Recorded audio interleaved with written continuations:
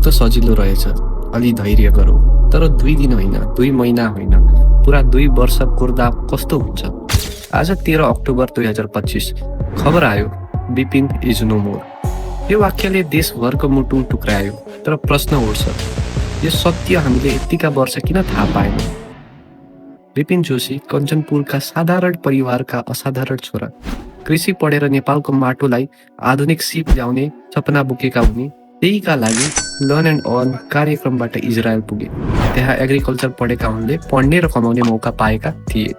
तर 2 महिना नबित्दै उनको जीवनमा ठुलो घटना घट्यो। त्यो बिहान गाजाबाट आक्रमण भयो। बङ्करमा लुकेका नेपालीहरूतिर ग्रेनेड आइपुग्यो।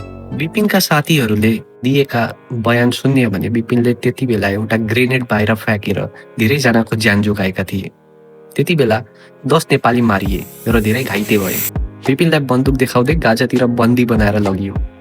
2 वर्षभरि परिवारले सरकारको ढोका, दूतावासको ढोका, अन्तर्राष्ट्रिय संस्थाको ढोका ढकढकाए। प्रत्येक खबरले आशा दियो, फेरि टुट्यो।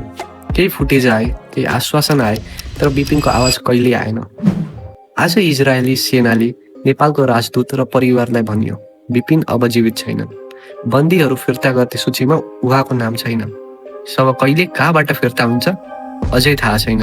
यो जानकारी नयाँ युद्ध विराम र बन्दी विनिमयको प्रक्रिया बीचमा आएको हो। एक नेपाली नागरिक विदेशी भूमिमा हरायो भने छिटो, स्पष्ट, पारदर्शी कूटनीति हुनुपर्छ। परिवारलाई नियमित ब्रिफिङ, जनतालाई सत्य सूचना र अन्तर्राष्ट्रिय दबाव सबै बलियो चाहिन्थ्यो। तर हामीले के देख्यौँ? टुक्रा टुक्रा सूचना, असमञ्जस मौनता। थाइल्यान्डका धेरै बन्दीहरू समयमै फिर्ता भए किनकि उनीहरूको कूटनीतिक थिचोमिचो बलियो थियो भन्ने रिपोर्टहरू छन्। हामीले पनि त्यति नै जोड दिएका भए विपिन आज जीवित हुन्थे कि? यो प्रश्न उठ्न जान्छ। धेरै मानिसको मनमा शङ्का उठ्छ, के विपिनको अवस्था पहिलेबाटै थाहा थियो कि? इजरायलले आफ्नो एजेन्डा पुरा गर्नको लागि उनको नाम युज भयो कि?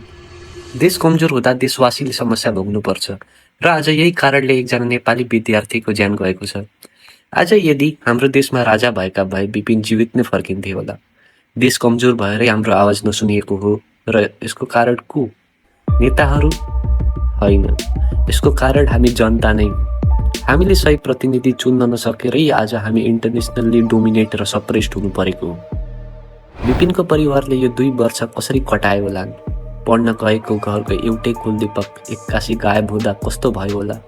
हरेक फोन, हरेक खबर साँच्चै विपिन हो कि?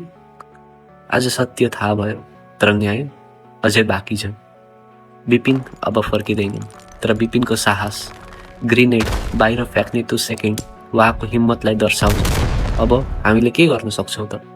सरकारसँग पूर्ण टाइमलाइन र शव फिर्ताको स्पष्ट योजना माग्ने, भविष्यमा विदेश जाने विद्यार्थी कामदारको सुरक्षा प्रोटोकल कडा बनाउने र विपिन जस्ता युवाका सपनालाई देशमै सम्भव बनाउने माहौल बनाउनु।